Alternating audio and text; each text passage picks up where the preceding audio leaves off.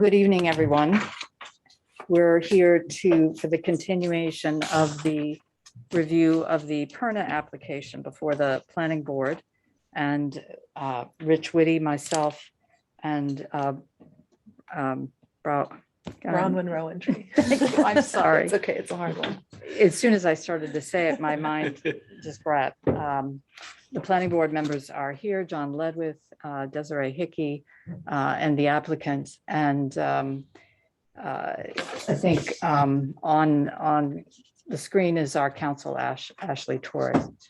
So this is an application which has been before the planning board. It began in April of this year. It is a proposal for a two-story house. And we're going to flip open the site and talk about the site.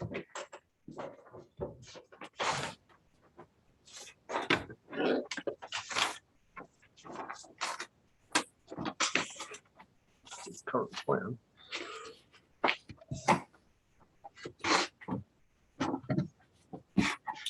The village's engineer has reviewed and resolved all the engineering issues before the planning board.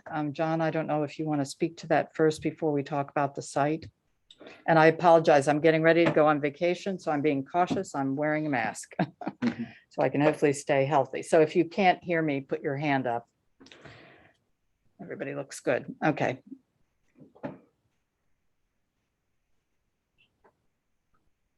Yes, the village engineer was sent the plans, which is consistent with our policy to review the site engineering, which would include obviously drainage, any elevation changes, percolation data, setback requirements, and also requirements for the septic field. After a couple of review letters, we did receive a letter on October 5th indicating that our village engineer has no additional comments. He makes one recommendation, that the stormwater pollution prevention acceptance form be signed by the applicant. That was his last request. This project, we also received approval from Orange County Planning back on approximately August 16th, that the site plan complies with General Municipal Law 239 L, M, and N. That document has been circulated to the planning board back in August, and it's in the file. We've reviewed it a few times for zoning compliance. This project meets the zoning requirements. There was some questions about the slope of the driveway, but that's been addressed to the satisfaction of the engineer and I. It is at the maximum permissible level, the 10%, but that is permissible under the village code. And we did have some discussions with the applicant regarding moving the house slightly or changing the driveway location. But at this point, the applicant hasn't shown any desire to change his site plan. I will note once again that it does meet the requirements. That's about it. So the site is a steep one, and it has been marked for the location of the driveway and the location of the house. And the planning board members have visited, as well as the building inspector. And the house is pretty much positioned on the area of the site that is relatively level. It does require, as we've discussed, a driveway that is at the maximum slope. The house is in a position where it does not back up into the ridgeline preservation zone. It's right on the edge of that. And the area behind the house, which is in this area, is quite steep. So the house is really positioned on this lot where the most level land is available. We have received letters both previously to this meeting and in the lead up to this meeting. All of those letters have been shared with the planning board member, including Jay Reichgott, who's not here this evening. And everyone is aware of that and is taking those comments into consideration. The house is a two-story house. It's 24 feet high, which is well below the zoning code. And the issues that are before the planning board is It's 24 and a half feet tall. Okay. 24 and a half, sorry. And the issues that really are before the planning board is the placement of the maximum buildable envelope, which includes the house, the geothermal system, and the septic. The driveway cut has been approved by the trustees of the village. And so we focus on where is the house going to be sited and the infrastructure necessary to connect to it. The bar, as I think everyone is aware, is the board that reviews the architectural design of the house. It reviews the landscaping and the trees that will be necessary to cut, and proposes landscaping suggestions to the applicant. We are aware that the neighbors are concerned about the visibility of the house. There's certainly, when John and I have walked it, the ability to do landscaping on the other side of the septic field towards the downhill neighbors. But that is a matter that is not dealt with by this board, but is dealt with at the bar. So at this point, we have a resolution for conditional approval that's been shared with the planning board. I'm going to pause for a moment and ask if the planning, I mean, we're going to review this, but if the planning board members have any other questions regarding the application before we move to the discussion of the conditional approval. I have one question and one Okay, statement. On the upper road, there's 3 fire hydrants. Are you connecting to the second fire hydrant? The fire hydrant is, let's see. First locate those. Well, if I can please clarify, they won't be connecting at the hydrant. They'll be connecting somewhere in between those hydrants. So it won't- Between the second and third? I don't know if it's the second and third, but just to be clear, that they don't connect at the hydrant, they connect Yeah. somewhere in between those Between hydrants first with a and separate route. Between the first and the I think second? so. And we certainly, you can't hook up to the height. Yeah. That would be. No, I saw the markings where there's probably he'll put a manhole cover and run it through there. Okay. Well, the method of connecting to it's actually to the main pipe. Yeah. So somewhere in between the pipe that, they dig down, find the pipe and then put a clip on it, puncturing the main line to get a connection, yes. So, and I'm seeing that it is between the first and the second, Okay. exactly dead center. Oh, okay. And just an observation, every property has a geometric center. Also has a center of gravity, which mathematically I couldn't figure out, but it's there. But as I walk the property, you've hit the working center of that property fairly well.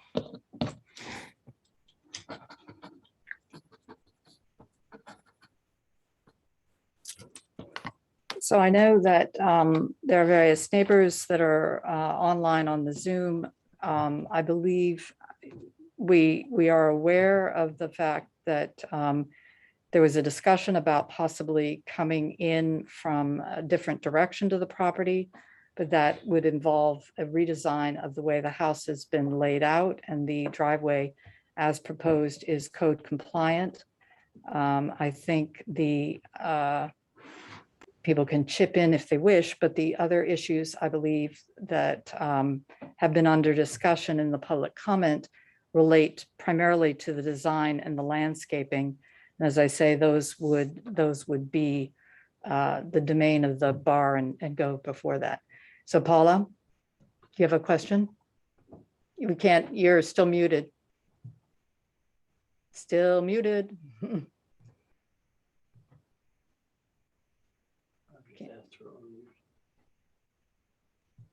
Am I unmuted now? Okay, I'm Yeah, sorry. now It's you're always, unmuted. it's always a problem with Zoom. Okay, a couple of issues here. First of all, to speak to the driveway access issue, there are neighbors on the call, and also Barry Rice, who was former consulting architect of the board and our attorney. I and the neighbors we still remain puzzled as to why the access is not being made to go off Lookout Mountain Road, which is formerly known as Lookout Road and is marked as Lookout Road on the survey. I personally feel, and Mr. Rice can also speak to this, that it would not involve a radical redesign of the house. I think that it would be a lot less site disturbance, and I do believe that site disturbance is a factor that the planning board considers when making an approval. It's far less site disturbance to do it from that access point than down from the Lookout Stable cul-de-sac. And needless to say, it would not be, driving by, the houses on Lookout Stable Road and intruding, on privacy and our sightlines. The other point I would like to make, I need clarification on this. I walked the property today along with Stuart Wrightsfeld, and from what I'm able to ascertain, the stakes that are for the septic field, the ones with the lime green ribbon on it, I believe are in trespassing and are not within the setback requirements of my property. And I would like that to be revisited. I did call the person who staked my property, the firm of Sparaco and Youngblood. And Mr. Sparaco told me that where the stakes are on my property, that the stakes are actually 5 feet from the actual property line. And he will write a letter, attesting to that fact. I really do think that it has to be revisited. And I have the numbers of the stakes. There are 3 of them that I think are in violation. I did write this concern to John Ledwith, and I don't know if John had a chance to distribute the pictures and the number and description of the stakes in question to the planning board and to the applicant. Paula, we have a legally certified plot of this property, and the stakes are on that legally certified property. Yes, And thus far, you have not property. provided any legal documentation to the contrary. Well, I just got back from a trip, and the This house has been was- going on since April, I would point out, this application. All right, Joanne. Okay, with all due respect, let me speak. I became aware of the house when I returned from Italy, the actual design itself. I had met Mr. Perner and his wife, prior to that. So I am aware that, he wanted to build a house. However, I did not, see the drawings until I came back. And we responded right away, the neighbors and myself, to that. I did have Sparaco and Youngblood come out and stake the lot next to my house, which I own, because I immediately had concerns. And I also noted that on the original site view and site. You just stepped away from your sound system. No, I'm here. Can you hear me? Yeah, that's better. Thank you. Okay, sorry. I'm on my phone. But as I was saying, a red flag was raised when I looked at the site view and site plan perspectives that Mr. Perna had provided. And I pointed out that they did not correspond to one another. that they were inaccurate. And the response that was received from Mr. Perna was that he didn't understand what I was talking about. These were merely animated drawings. So yeah, that's a cartoon. So even though you have been, you've had this application before you for a while, we have responded to this. And frankly, we feel that our comments, okay, and our points have not been adequately addressed, which is why, unfortunately, we're at this point now. And I did reach out to Mr. Perna several times on the phone to discuss this, and he promised to return a call. He never did. Despite my trying, an additional, 2 times. And unfortunately now we've had to hire an attorney just to get heard.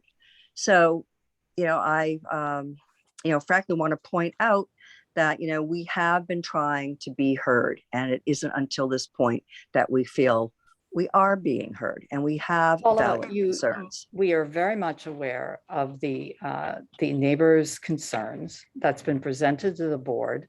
We are also aware of the property owner's rights. And I would We have say property rights too.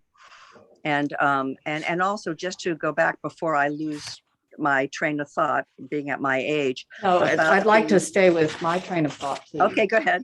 You really need to submit legal documents that would indicate that Mr. Perna is on your property, because the board has before it legal documents and surveys that indicate that he is not.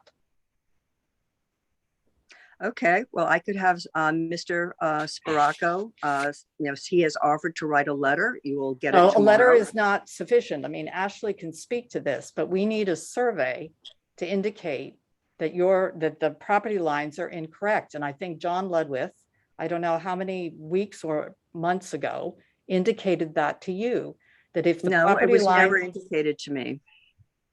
That was not indicated to me that I needed to present a survey or any sort of legal document. I believe, and I'll let John speak to the conversation where you came in and had this conversation. Paula, when we spoke, you were concerned about the location of the septic field and the house. I advised you that the only way to prove something, wrong or otherwise is to have the property surveyed and submit something in writing. And I believe I emailed you at least 2 or 3 survey companies. And You told me to have it staked. That was my understanding, not to have a survey. I'm happy to get the survey. But we cannot hold up an application based on somebody's accusations unless they have some backing. Okay, well then give me a chance to provide a legal survey, and it'll be done immediately. And I would like you to grant me that. And also this affects the other neighbors, who are on the phone call as well. If I may, this is Bernadette Condon. I'm the attorney who's been Pachi, as well as Mr. and Mrs. Wrightsfeld and Mr. and Mrs. Nave, who own the properties adjacent to this Mr. Perna's property. With respect, I would reiterate Paola's request that she be permitted an opportunity to submit a formal survey to confirm or to just clarify where the stakes are and whose property they are on and whether or not they conform to the setback requirements. We agree that Mr. Perna has a right to develop this property. That's not an issue, but it has to be within the parameters of the village code and regulations. And by the same token, the neighbors and the surrounding properties also have a right to maintain the integrity and the sightline and the visibility from their property. And then that's why I think the siting of this property is of the utmost importance. And from what we've seen thus far, including the renderings and the drawings, we're not able to determine what the visibility or and the impact on the neighboring properties will be. Mr. Rice submitted a letter. I presume the planning board has read that, but I'll let him speak to the technical aspects, Aaron. But the issue what is going to be visible from the properties that are adjacent to this, to Mr. Perna's property? And we don't know that. I would again reiterate our request that a balloon test be done. I know that it's, not, the board's not obligated to do that, but I think in this instance, it could certainly be beneficial so that we know what we're dealing with. I mean, these people have lived here a long time. They have property rights as well. And they are concerned with the site and the visibility of this property. At a minimum, I think we need to know what it's going to look like from each of their respective properties. It is a big lot. There is potential that perhaps it could be moved so that it is out of sight, but we don't know that until we know what it's going to look like. And I would urge the board to take into consideration the visible impact of this property on the neighbors, and withhold any approval until we have an opportunity to have a look at what it's going to look like from their perspectives. And I would indicate that the planning board has been reviewing the property for a significant period of time. And it is a steep property, but it does have one fairly level space, and that is where this house is placed. It is constrained by the ridgeline precipice district, which is right up against the back of where the maximum buildable envelope is.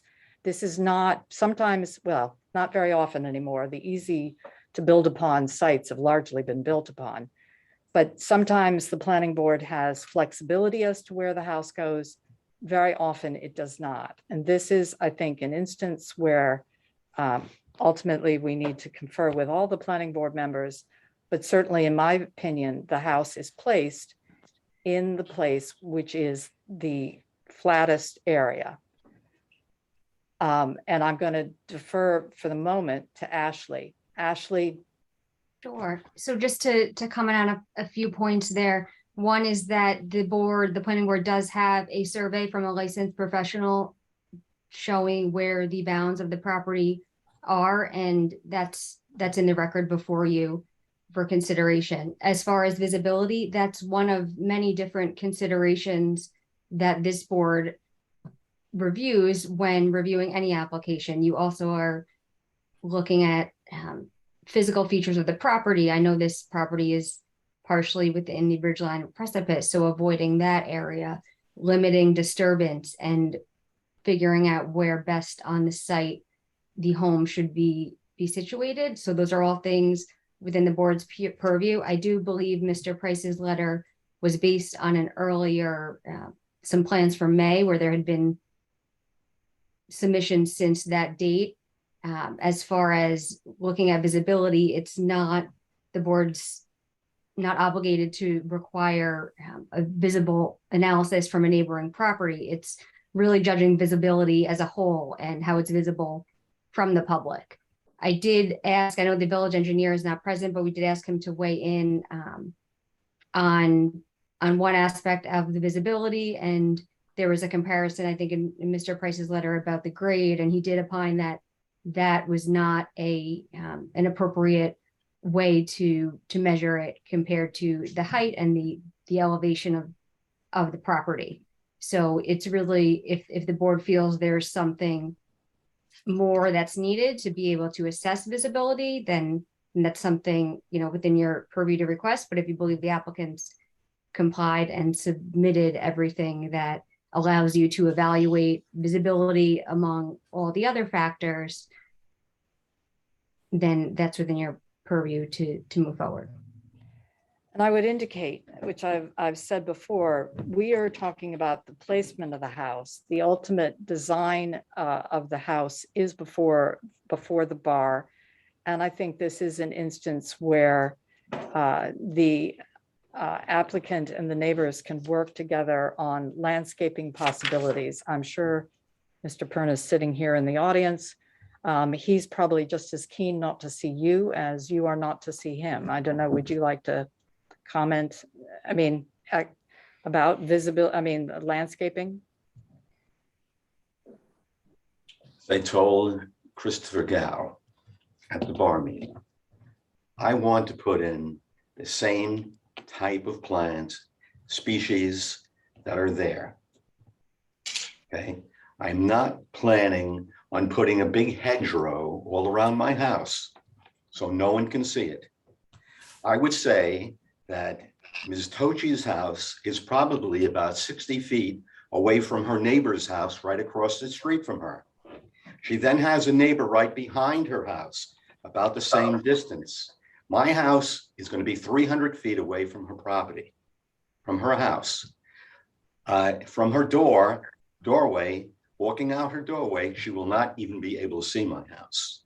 You have to walk down to the end of the cul-de-sac and look up, and you'll be able to see it, or go up to Lookout Mountain Road and look down on it. It's the last house in Tuxedo Park Village. Behind my house is the end of Tuxedo Park Village. It's the last lot. So to say that I'm building something that is going to be so severely impacting on the aesthetics of the community is absurd. I have award-winning architects working on this house. The house is designed very similarly to many other houses all around the country that have been built, including one by Frank Lloyd Wright, which is also in the state of New York, also in a park. And the buildings look very similar. So, And I don't see the reason other than one neighbor deciding that she would like to keep her cul-de-sac, as she calls it, hers, and have me use the road above. And she just said a few minutes ago that I'm going to create more traffic down the road. There's 3 houses on that road. I would be So- the 4th one. I'd say that coming from Manhattan myself, that's not too much traffic to bear when we have most of the cars that we have, all of them will be in the garage, and 1 or 2 cars might be used during the course of the day. And they will be not coming up and down the road more than once or twice. So I don't see the problem. so as I say, the design of the house is really an issue that rests before the bar. I have to say that I concur with Mr. Perna in terms of you really have to go down. I mean, sitting in your houses, perhaps, I'm not sure that this house is terribly visible, but it is an issue that is before the bar. We are really dealing with the constraints, the physical constraints of the site.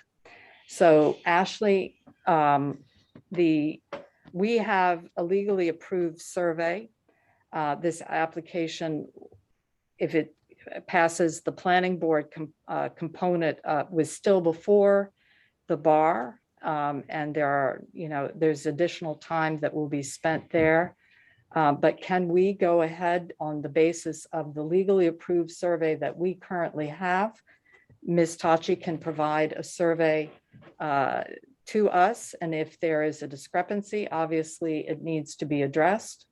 But from the point of view of this board, we have a legally approved survey in front of us. Is that? Yes, that's correct. You have a survey from a licensed surveyor. So when that stamp is on there, their license is on the line there. So it's well within your ability there to rely on that survey. So I think in terms of, I know Paula's got her hand up, but in terms of the issue of the survey and the issue of visibility, where this board is focused is the infrastructure and the location. And it is, obviously, we have to vote as a board, but it is our judgment that the house is placed appropriately on the site.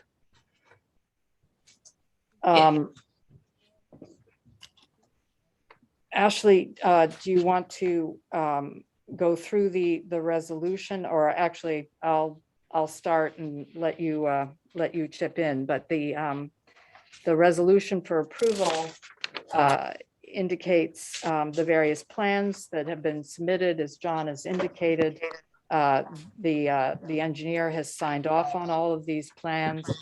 The village trustees have accepted the proposed septic system and driveway cut to the roads.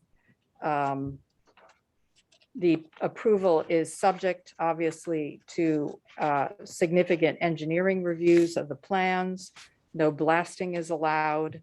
As we've discussed, the Architectural Board of Review needs to continue to review the property. We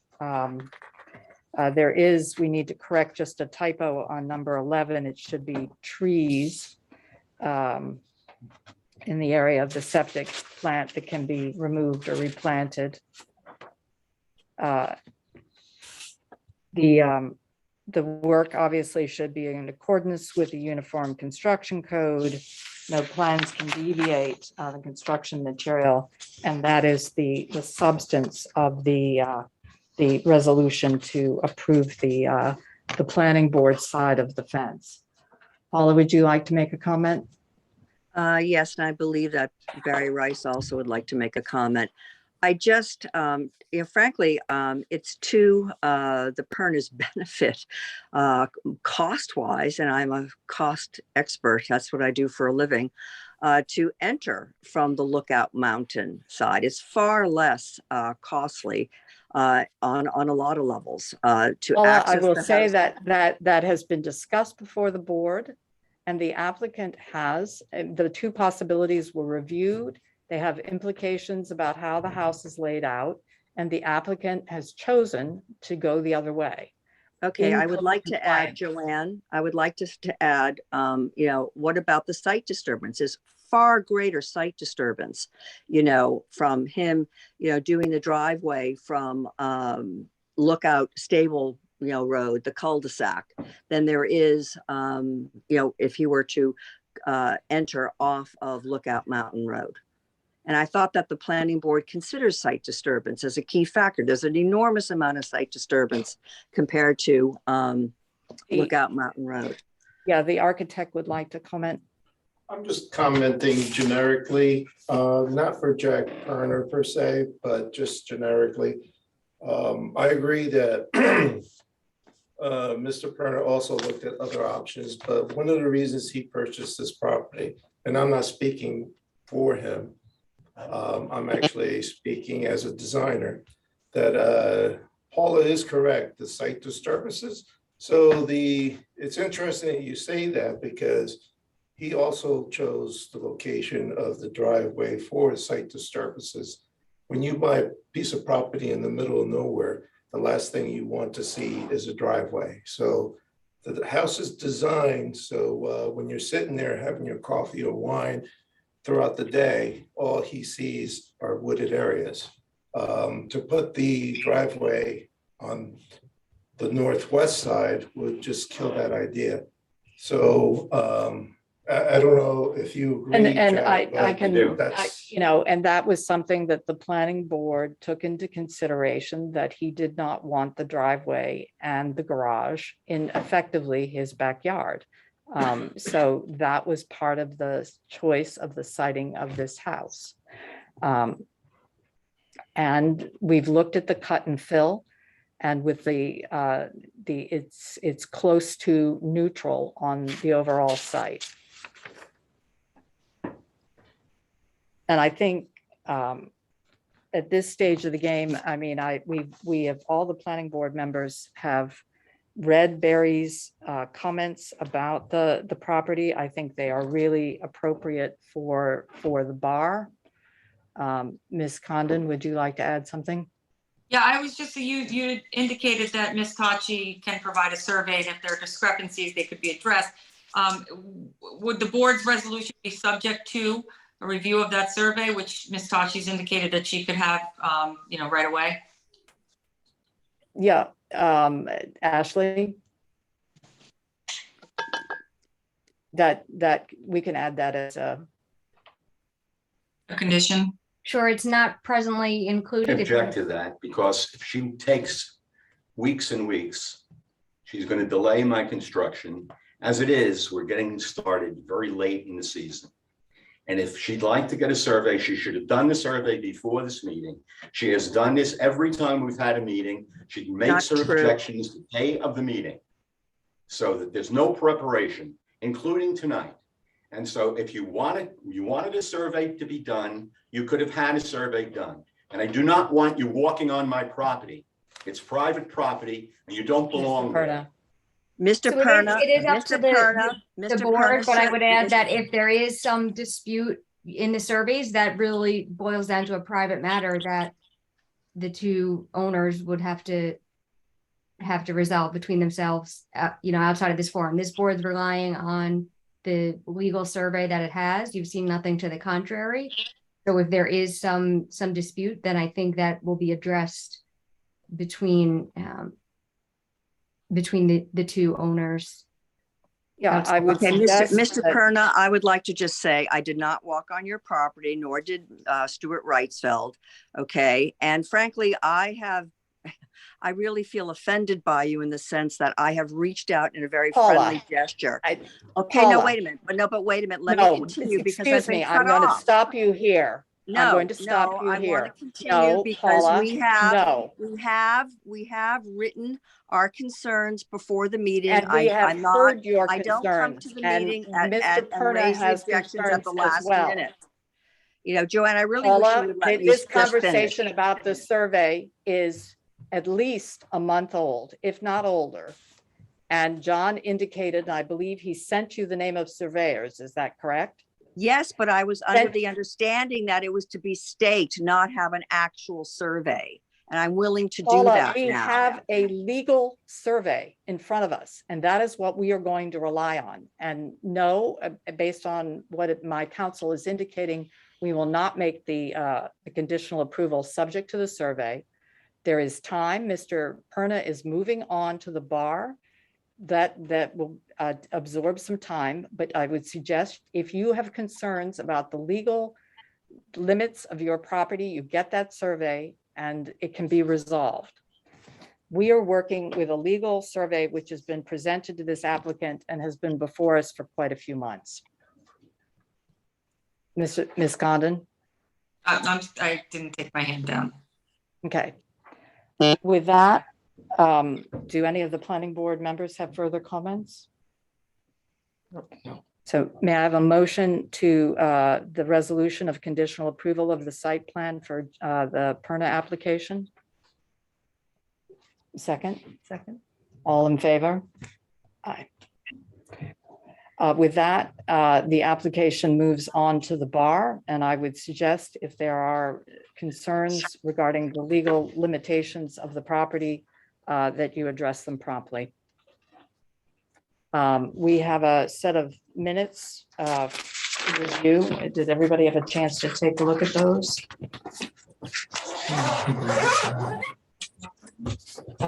Well, yeah, that was the question of we're going to be down me, then up Jay.